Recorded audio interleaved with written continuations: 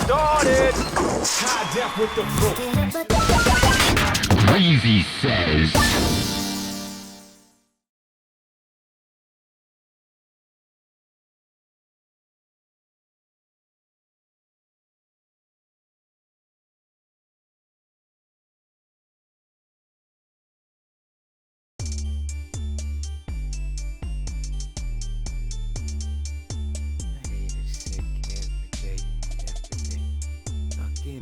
Licks like every day. Reefer coming quick like every day. I just got a check, I ain't even cash it. Got the money clip and I ain't even flash it. Yeah, she give me neck, I ain't even. Yeah. What's going on, people? Welcome back to Greasy Says. It's my show. I'm a game developer. I'm brown. I'm different from a lot of people in the gaming industry. My voice, important, unique, must be heard by millions across the metaverse. My name is Greasy, aka M-Cue. And I'm here to talk about video games. I'm here to talk about the video game industry. I'm here to talk about myself. Like, for instance, check this out. I managed to move my coins from KuCoin over to a brand new MetaMask wallet, paid thematic gas fees on the Polygon network, staked my Blocktopia coins through my MetaMask for yields of 60% APY. Am I cool now? Am I young again?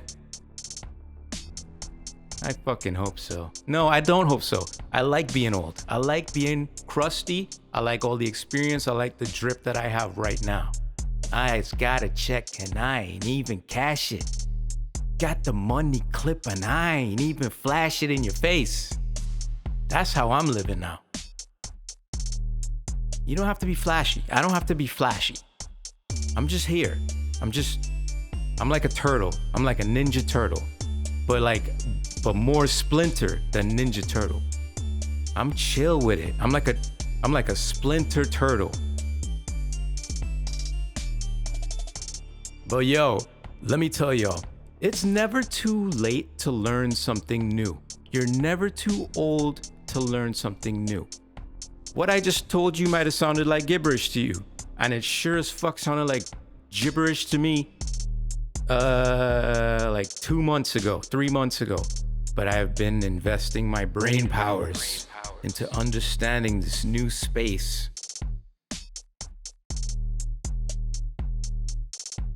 And I feel better for it. And that's a great thing. So never stop learning, y'all. As game developers, never stop learning. Okay, yeah, you learned how to connect an event in Blueprints. Learn about variables. Go fuck with some components. Consider giving new functionality to what you're creating. You know what I mean? You made a cool sound. Go make that sound even cooler. And listen to other people's sounds and learn and grow. All right, I'm really off topic now. Let's kick the show off. Remember, this is Greasy Says. So you can always link with me on social media via TikTok, Instagram, or Facebook under the name Greasy Says. And you can also check out my music if you like the track going on right here. That's a vibe right now. Feel that shit? Do you feel that shit, huh? Hey, do you feel that shit? Do you feel that shit, huh?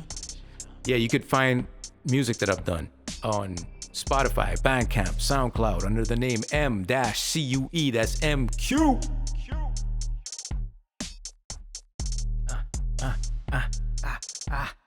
Yo, the great acquisition continues. The great consolidation continues. Now I find out, like right after I recorded the last podcast, that Sony scoops up Bungie. They bought Bungie. Bungie, legendary creators of Halo, Destiny, and if you're a real old school Bungie head, Marathon Infinity and Myth. Yeah, if you know those games, you know about fucking Bungie, all right? You like an OG Bungie fan.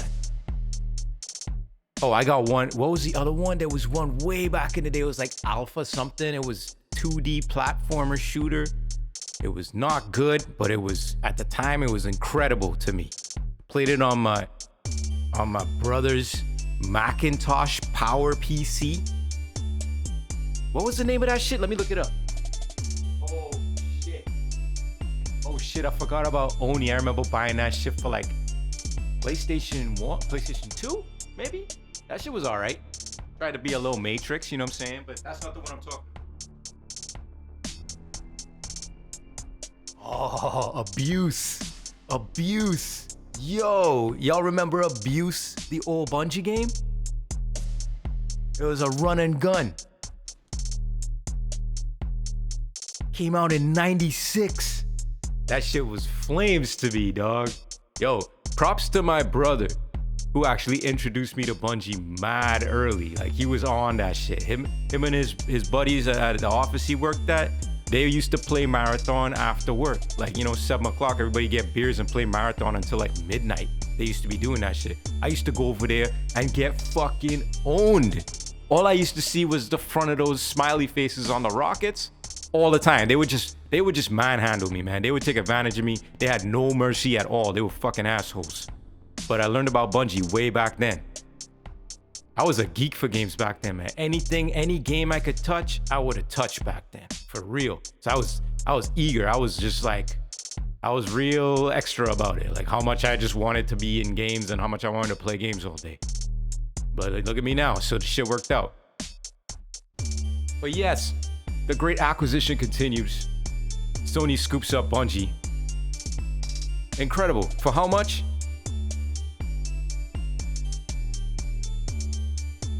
I'm gonna read it right off IGN, okay?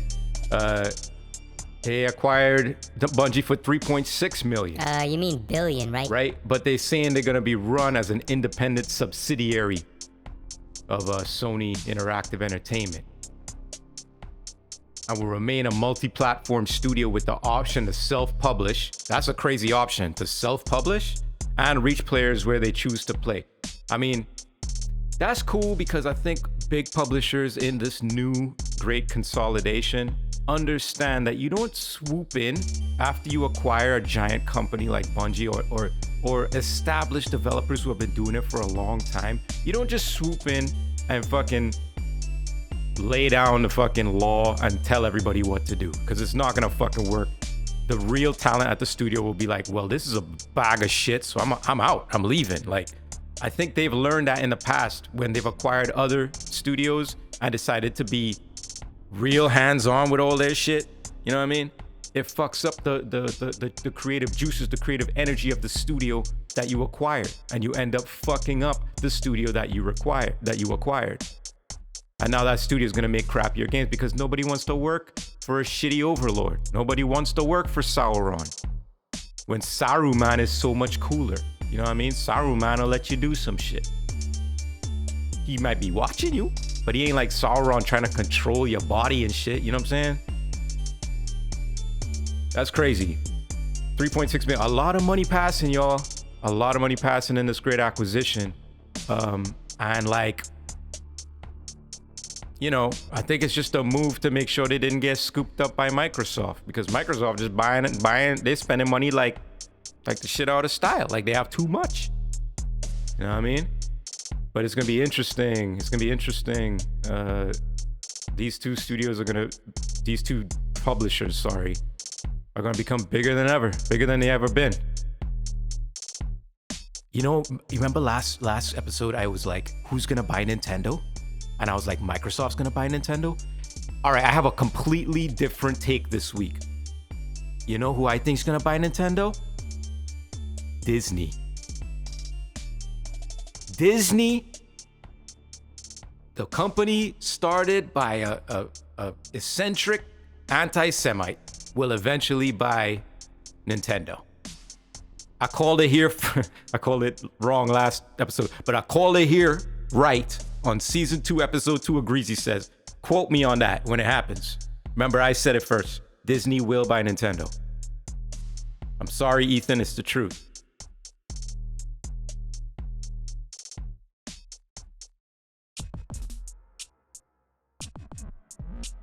So I have. All right. Reach out to me on Greasy Says on whatever social media platform you wish, and tell me. Y'all think you should be able to bite dentists, right? Like, I should be allowed to bite a dentist, and I should be allowed to bite what do you call them? The people that clean your teeth. That, not the dentist, but like the, what the fuck is the name of that thing?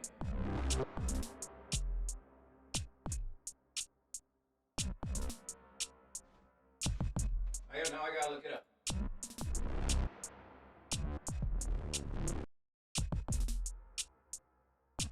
A dental hygienist. I think you should be able to bite a dental hygienist.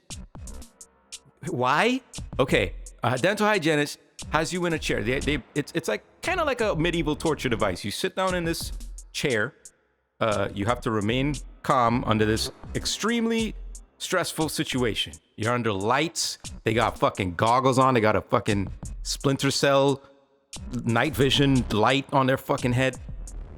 Nowadays, during COVID, they got the mask over it. So you feel like you're being fucking worked on by Iron Man or some shit in your mouth. Okay, and they're in your mouth, right?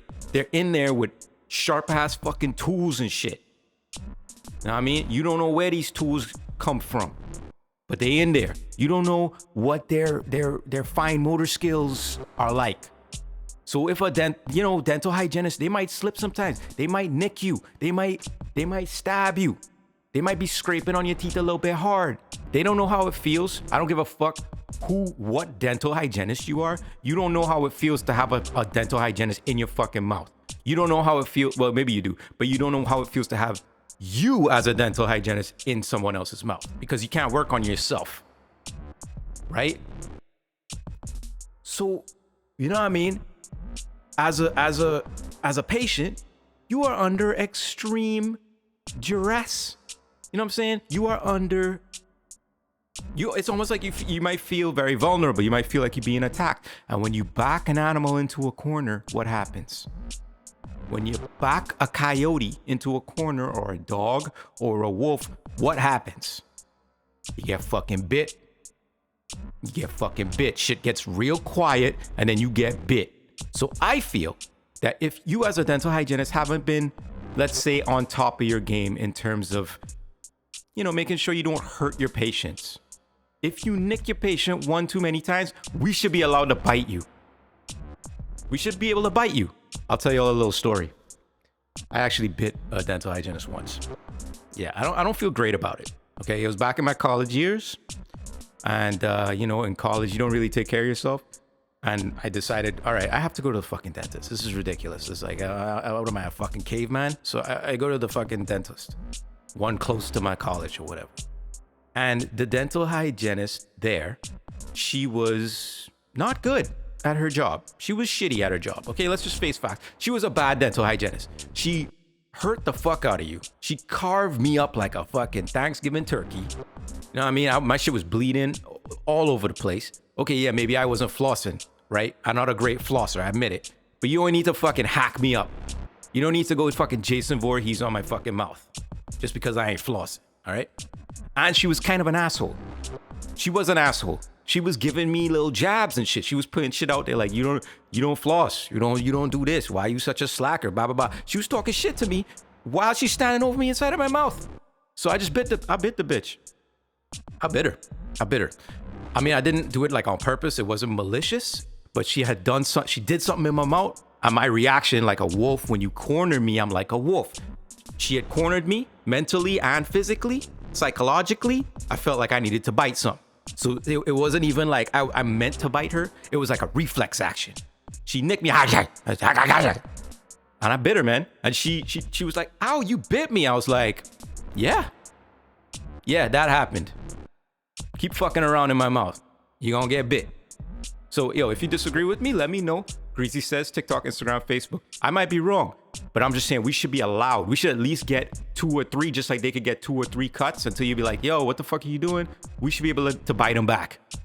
We just need to bite them a little bit. They're gonna be more careful moving forward. We're actually helping them out. You feel me? I've been watching the Olympics, the Winter Olympics. I love the Olympics, yo. I said that last season. Check out one of them episodes. I was talking about how much I love the Olympics, but that was the Summer Olympics. I love the Winter Olympics too. I'm just an Olympic fan. You know what I'm saying? I have been watching curling. Okay? Curling is my shit. Mixed team curling. Where it's a woman and a man versus a woman and a man. Incredible. I get amped up. And I was just thinking in my head, I want to imagine making a game about curling, right? But you only make it for the Wii. You sell it mad cheap for the Wii. And it comes with 2 rubber bands or 2 bungee cords, little bungee cords. And you have to tie your Wii controller to any broom you have in the house. Everybody got a broom. Everybody got a mop. Everybody got a Swiffer. They got some shit that could sweep. Boom, you put that on, you put the Wii controller on your broom and you watch the screen and you fucking hard. Like that. Like it's like full motion control curling video game. Patent pending. Greasy, patent pending. I called it here first. But with a twist. Because they got a narrative. Of course, all my shit gotta have a narrative. So it's about the you know. It's about the relationship between players. Romance, intrigue, betrayal. I'm saying I can make an incredible curling game if you gave me the money and time. I can make a crazy curling game with motion controls. And I don't even like motion controls all that much, but I'll do it for this because it just makes sense. I just gotta figure out how you do the shot, like when you slide on your you know, you're doing like a pigeon pose in yoga and you slide forward and you release the stone. I don't know how to do that one with motion controls. I haven't figured that out yet. But if you have ideas, let me know. But yeah, the Winter Olympics have been incredible. China put on an incredible technical show. I have questions like the entire, where they did the opening ceremony, I believe the entire sheet of ice was actually a screen, or the entire floor was a screen. And they were doing holograms and shit. So they would have an image on the screen that was 2D on the floor, but they'd also fire in from the sides projections of whatever. So it would appear 3-dimensional, but only from the front, only viewing from the camera's angle, because they did a couple shots from the sides and you could see the whole illusion kind of fall apart. But for TV, it was incredible to see. And how, like, I have a question. If you're out there and you understand how these things work, how the hell did they build the displays for the countries? You know what I mean? Like, they're walking down, you know, as they introduce every country, there's someone in the front, usually a pretty lady, holding a sign that says the country's name. But theirs were like made of light. It was like these crazy sort of string lights and the country's name sort of floating in the middle of this frame made of lights.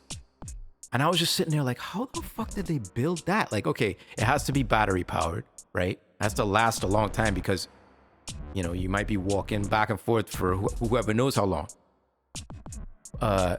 But like, how did they hide the wires? How did they make it look completely transparent? It just seemed really cool to me. Maybe it's a something really, really simple that I don't understand. And like, you can just do that now. Kind of like how you can like squish screens and bend screens now with OLEDs. Maybe the technology is just crazy like that now.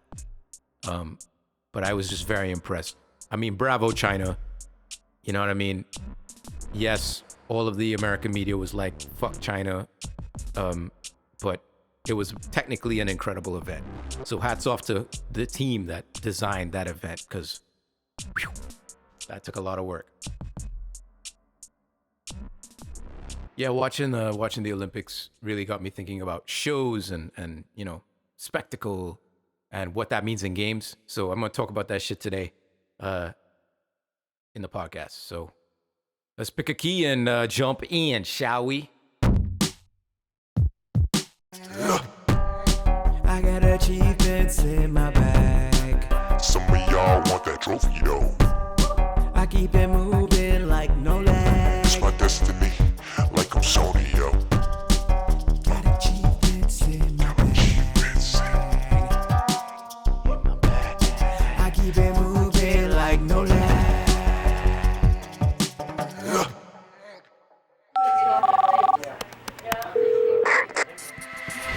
Question time. Hey, Greasy. How do you feel about game award shows? Game award shows are hilarious, aren't they? They used to be nerdy, niche affairs with a relatively small viewership.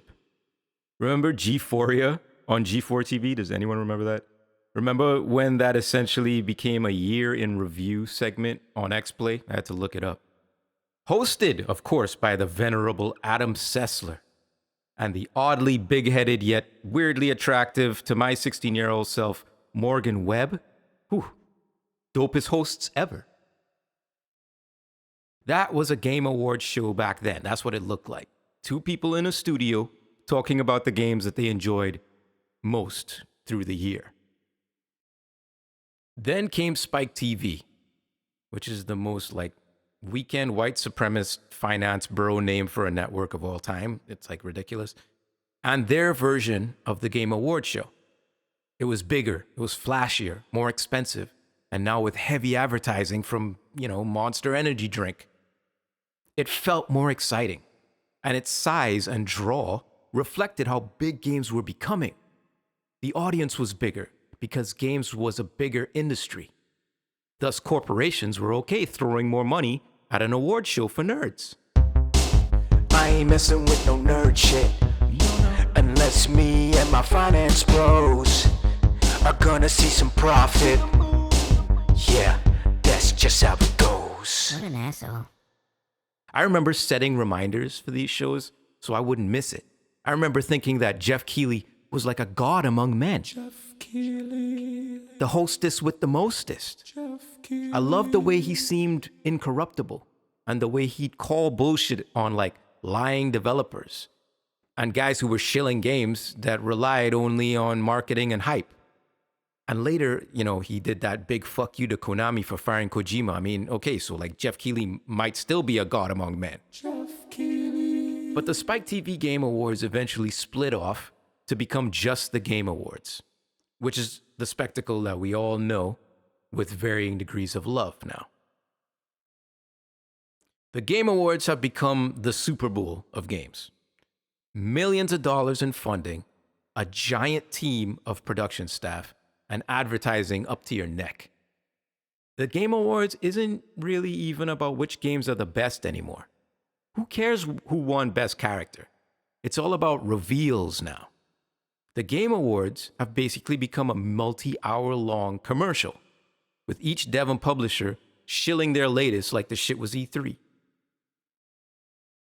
It's because these marketing teams know they have locked up eyeballs and emotions, so why not drop a few new trailers and announcements along the way? We might as well grab some of that attention, even if we're not winning any awards. I mean, they try to class it up at the Game Awards, dressing up in tuxes like it's the Oscars or whatever, but it's not the Oscars. It's more of a showcase than a true awards show. Makes me wonder if the Game Awards are as fake, like manufactured and predetermined as the Oscars are. I don't see why they wouldn't be. I'm sure Jeff and his friends like money, so. But I wonder if there are any more pure Game Awards ceremonies. Ones that focus on great games instead of just marketing. I suppose the IGDA awards, the IGDA, are my last bastion of hope, really. A show that recognizes great mechanics, storytelling, innovation, without also cramming the new Activision game down your throat. A show that celebrates independent games and independent developers. But how long will that last? Will the GDC committee eventually take that bag of marketing dollars and start filling the IGDAs with ads? Only time will tell. Maybe it's already happening. Nowadays, I don't even watch entire Game Awards shows, to be honest. I just wait for it to be over and watch all the highlights on YouTube. And I'm sure if you're a hardcore game fan, you might be doing the same thing because it's about the games. But I miss that baby version of myself that used to get so excited for a Game Awards show. I would sit down and watch the entire thing, commercials and all. But that guy's dead now. And Greasy is all that remains. Reflections.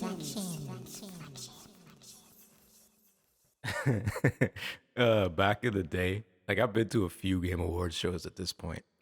IGDA has definitely been my favorite over the years.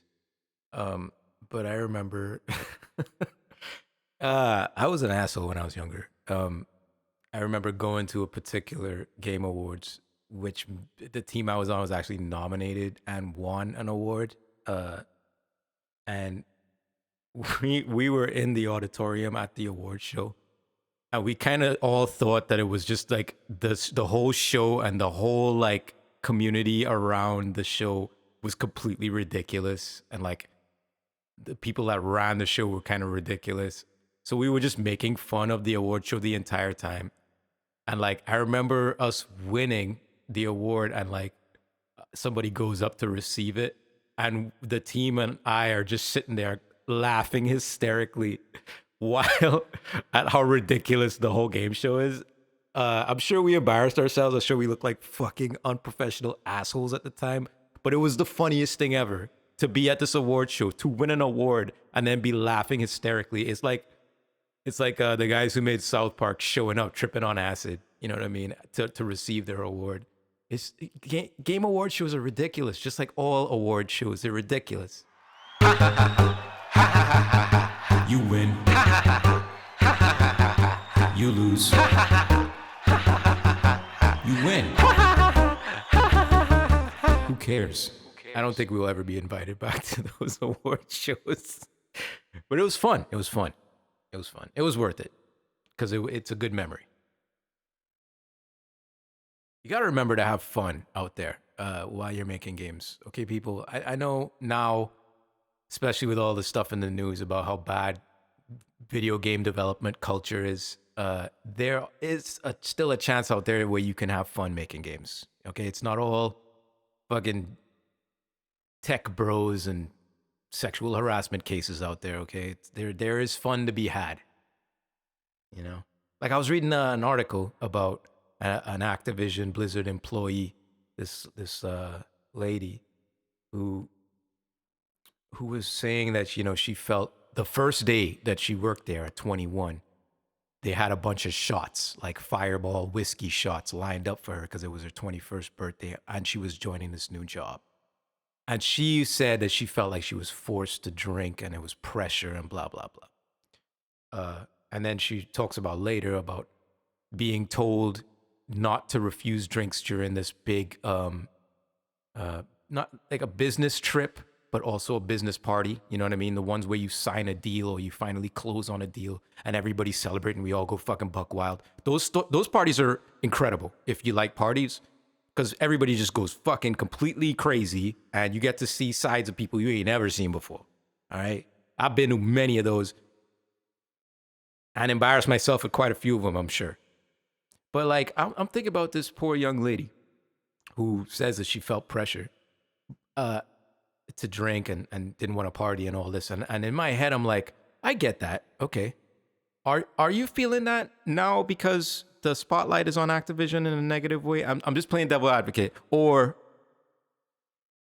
I mean, when you were 21, that was fun though, right? You go to work and you got whiskey shots lined up for you? Like, I personally, I would have been like, yo, let's fucking drink this shit and I'll go home early if I'm drunk. You know what I mean? My boss got me drunk. It's not my fault I'm drunk. He got me drunk. Or she got me drunk. Let's party. Let's fucking go wild. I mean, I personally think that she's making kind of a weird call about this, but, you know, if she didn't feel safe and she felt threatened, it's important for her to voice that opinion. But me, boy, I would have been drunk on them fireballs. I would have been fucked up. Oh my God. I would have been like, yo, where's the bottle? Let's do another 5 shots, man. Let's fucking go. We ain't working today. It's my first day. It's my first day. What can you do on your first day? Thanks, boss guy. Oh, you don't want me to refuse drinks at this big party? That shouldn't be a problem, sir, ma'am. That shouldn't be a problem. I got you. I got you covered. You can count on me. Team player over here. Yep. Team player. It's about time for some listener submission. Who been listening, writing in, listening, writing in. Hey. I like this video. It's got a vibe on it. Let's let it ride as I search my phone.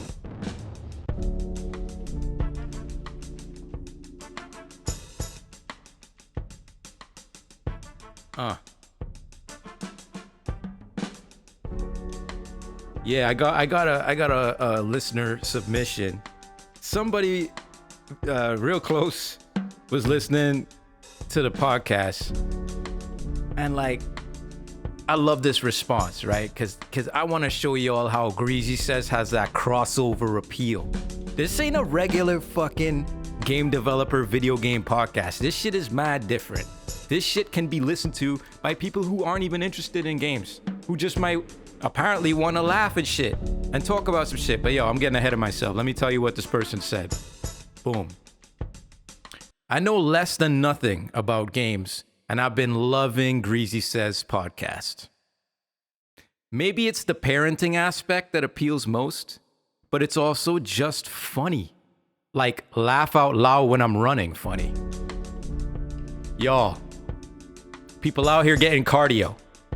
Okay, bettering themselves, making sure that they can run from the zombie plague, making sure that they are in a good spot to get up to the top of that hill, because zombies can't climb hills very well, as we all know. They're running and they're listening to the Greasy. They're getting greasy on their workouts. You understand how cool that is?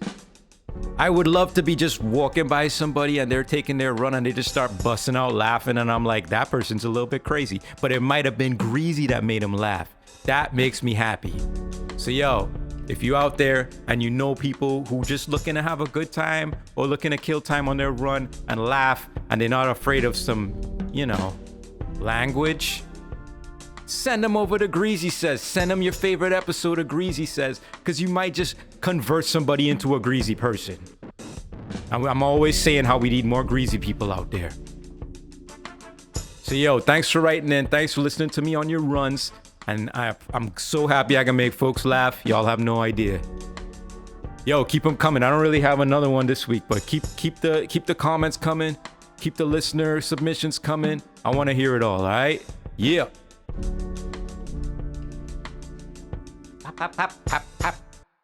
Well, folks, it's that time again. We're wrapping up the show, and we always have to end on a meditative note, on a chill note, on a note that's going to carry us through this day and this week and this month until the next Greasy Says episode comes.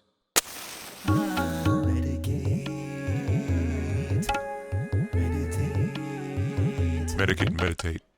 This week on Medicate and Meditate, let us take the time to think of ways that we could award ourselves.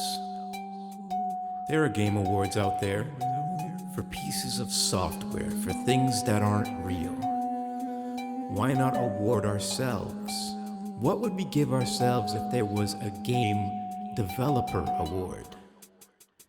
The developer who exceeded the most, who exceeded expectations in a particular avenue of their personal development. What would you give yourself an award? What would you nominate yourself for? What would I nominate myself for? You may have asked or may not have asked. The most 808 based sound effects ever made. I think I can nominate myself for that. The longest amount of time of attending coder meetings and not stabbing anyone.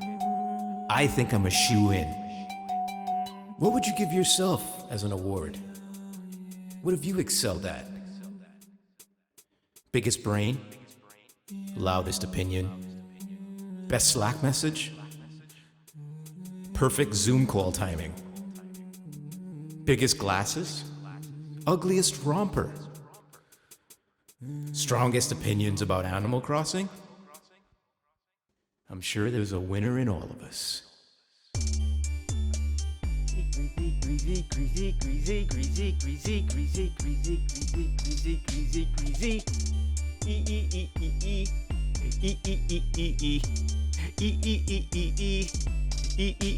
Come on. Greasy, greasy, greasy, greasy, greasy, greasy. Yo, greasy people, we have arrived at the end of another episode. Congratulations. You fucking listened to an MP3 for 35 minutes. Look at you. You're a winner. Come on. Yo, thank you once again for joining me for another episode of Greasy Says. I'm still having fun. I'm still being goofy. You know what I mean? I'll admit, balancing a fucking child and a family and a job and a podcast that you have to do with this level of production. You feel what I'm working with over here? It takes effort, but I love bringing it for the people out there, for the greasy people out there listening, and I hope you're enjoying season 2. Reach out to me, you know what I mean? People have been maybe they haven't seen me in a little bit. They don't want to reach out on social media or whatever, but you could always reach out to me on Greasy Says. That's on TikTok, Instagram, Facebook. Just hit me up with a message, send me a link, whatever. I might talk about it on the podcast. Or you can check out my music on Spotify, Bandcamp, and Soundcloud under the name M-Cue. So go support the music up my streams. I appreciate each and every one of you that are subscribed. And I appreciate you spreading the message, spreading the grease. Let's get it, let's go. To outer space, to the moon. But not in like a weird financial guy way. Like to the moon of ourselves. So let's blast off. Let's blast our souls off. That doesn't sound right. Anyway. I think of blasting yourself off as something completely different. You know what I mean? I don't want to get that suggestive at the end of an episode. That seems like an early episode sort of thing to say. Greasy people, thanks for coming out. Like, subscribe, comment, give me that feedback. Tell me that I am the greatest man that's ever lived. And until next time, it's me, Greasy. And I'm checking out with the room key. Yeah, I'm checking out with the room key. I don't really know where the fuck it be, because I checked out with the room key. Layers!